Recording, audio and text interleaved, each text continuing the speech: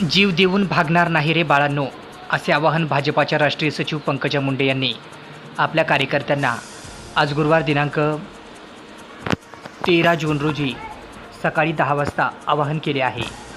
भाजप नेत्या पंकजा मुंडे या बीड लोकसभा मतदारसंघातील पराभवामुळे सध्या जिल्ह्यात तणावग्रस्त वातावरण आहे. पंकजा मुंडे यांचा पराभव त्यांच्या समर्थकांना चांगलाच जिव्हारी लागला आहे. या नैराश्यातूनच गेल्या काही दिवसांमध्ये अनेक त्यांचे कट्टर समर्थक आत्महत्या करत आहेत.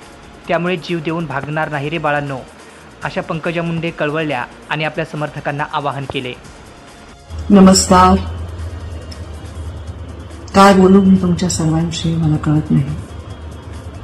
मी आव्हान केले, पण माझं आव्हान तुमच्या दुःखाच्या, तुमच्या नैराश्याच्या पलीकडे त्याचा आवाज पोचत नाही की काय, असं मला वाटतंय. गेल्या काही दिवसात ज्या तरुणांनी आत्महत्या केल्या ना, त्या आत्महत्येने मी जेवढे खचले तेवढं कदाचित कोणी खचलं नसेल. मी अहमदपूरमधल्या त्या तरुणाच्या आईला बोलले त्या दिवशी घटना घडली. ती माऊली मला म्हणते, ताई तुम्ही टेन्शन घेऊ नका, त्याचा तुमच्यावर खूप जीव होता. अरे इतकं प्रेम, ह्याला शब्द मला सापडत नाहीये, कदाचित त्याला अघोरी प्रेम म्हणतात, ते तुम्ही माझ्यावर करताय. प्रत्येक क्षणी एक एक कर्ज माझ्यावर चढवताय. तुम्ही मला पाहिलंय गेल्या 20-22 वर्ष. मुंडे साहेबांसारख्या पहाडासारख्या नेत्याला मी पाहिलेलं आहे भावनिक होताना, खचताना. मी त्यांना आधार दिला म्हणजे मी एवढी मोठी नाही की त्यांना आधार दिला, पण मी आधार द्यायचा भाव आणला. कारण माझ्या बापाला वाटू नये की मला मुलगी आहे आणि ती कोमल आहे. नाही बाबा, मी खूप कठीण आहे, मी खूप कर्मठ आहे, मी तुमच्यासाठी लढायला मागे पुढे पाहणार नाही. जेव्हा मुंडे साहेब वारले, आठवा तो दिवस 4 जूनचा, दगड पडत होते सगळ्यांच्या डोक्यावर, पण मी धावत जाऊन माईक हातात घेतला. जीवाची पर्वा केली नाही, कोणाच्याही विषय विचार नाही केला. विचार केला तो समाज चेंगरेल, अनेक जीव जातील याचा विचार केला. तेव्हा मी मुंडे साहेबांची शपथ तुम्हाला दिली, ती तुम्ही पाळली.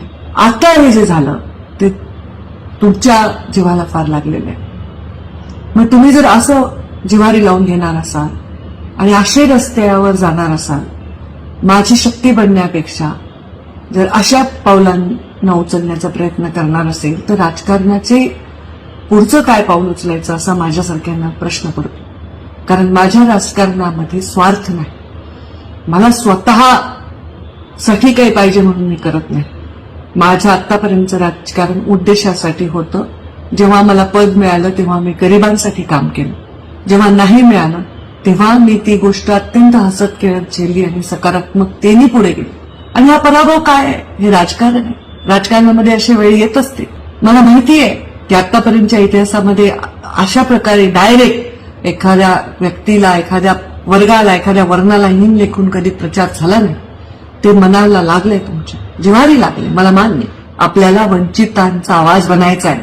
या संघर्षामध्ये आपल्याला त्या सगळ्यांना ताकद देणारी एक फौज बनायचा आहे. असं जीव देऊन भागणार नाही रे बाळांनो. मग मी कसं काम करू? मी तुम्हाला हात जोडून विनंती करते. मी तुमच्याकडे यायले, पण माझा पायच उचलत नाही. सांत्वनासाठी माझ्याकडे शब्द नाही. मी येत आहे.